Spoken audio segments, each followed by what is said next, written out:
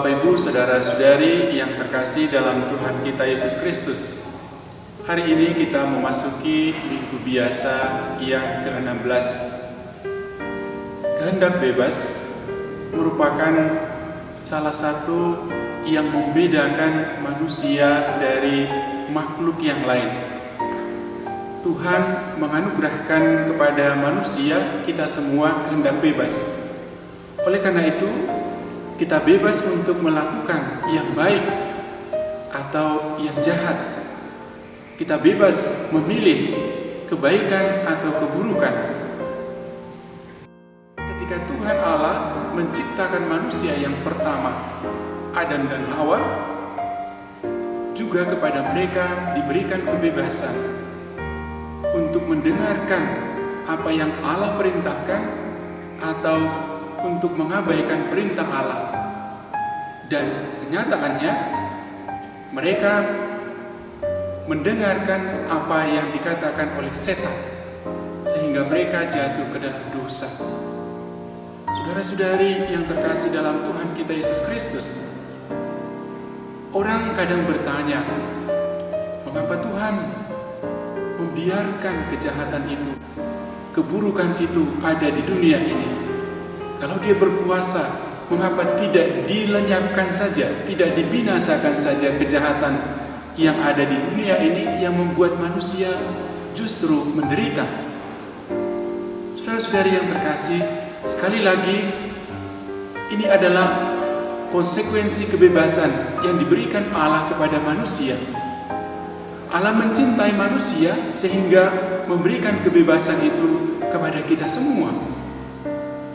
Kalau manusia jatuh ke dalam dosa, bukan karena Allah, tetapi manusialah yang memilih kejahatan dan dosa itu sendiri. Saudara-saudariku yang dikasihi oleh Tuhan kita Yesus Kristus, bacaan Injil hari ini juga menyadarkan kita kembali bahwa memang Allah tidak menginginkan keburukan, kebinasaan bagi kita semua, tetapi justru keselamatan dan kebaikan. Allah menaburkan benih-benih yang baik, tetapi juga iblis menaburkan benih-benih yang jahat.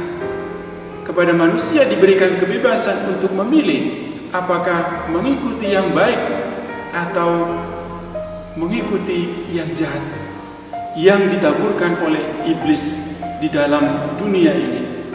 Selalu ada pertempuran, selalu ada peperangan di dalam kehidupan kita. Pertempuran yang tidak akan pernah berhenti selama kita masih ada di dunia ini. Selama kita ada di dunia ini, kejahatan pasti akan selalu ada. Tetapi ingat, saudara-saudari yang terkasih, ketika Yesus hidup di dunia ini, Yesus juga tidak melenyapkan, membinasakan kejahatan itu. Tetapi Yesus mengalahkan setan, mengusir setan. Demikian juga ketika Yesus mengutus para muridnya, Yesus memberikan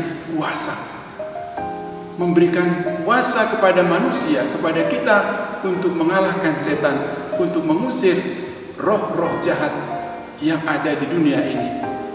Oleh karena itu, saudara-saudariku yang dikasihi oleh Tuhan kita Yesus Kristus, kita tidak berhak untuk mencabut ilalang itu. Kita tidak berhak untuk menghakimi ataupun menghukum orang-orang yang berbuat jahat yang ada di dunia ini. Tuhan hanya mengajarkan kepada kita semua dan memberikan kuasa supaya kita tetap mampu bertahan di dalam kebaikan, setia kepada Tuhan, dan kita akan mampu untuk mengalahkan kejahatan itu kalau kita tetap bersatu dengan Tuhan dalam kehidupan kita. Saudara-saudariku yang terkasih, bagaimana sikap kita kepada pelaku-pelaku kejahatan? Sekali lagi, tidak menghakimi, tetapi pada saatnya Tuhan akan datang sebagai hakim. Karena hanya Tuhanlah sebagai hakim yang adil. Hanya Tuhan yang tahu kejahatan yang dilakukan oleh manusia, dan Tuhan sendiri yang memberikan hukuman yang adil kepada manusia yang melakukan kejahatan dan ganjaran kepada manusia yang melakukan kebaikan itu sendiri. Saudara-saudariku yang dikasihi oleh Tuhan kita Yesus Kristus, Tuhan mengajak kita untuk memelihara, merawat benih-benih kebaikan itu sendiri, agar kita pada saatnya boleh mengalami keselamatan, boleh mengalami kebahagiaan bersama Tuhan sendiri. Tuhan Yesus pernah berkata, barang siapa bertahan maka akan selamat.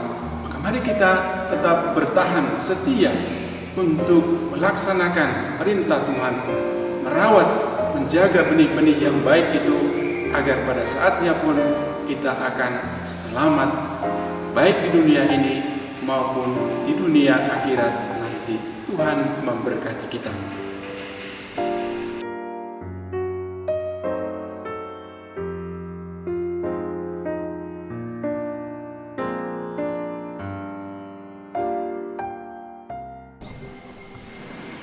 Tuhan sertamu. Semoga kita sekalian, keluarga-keluarga kita, pekerjaan, usaha, dan perjuangan kita untuk menolak, mengalahkan kejahatan di dalam kehidupan kita.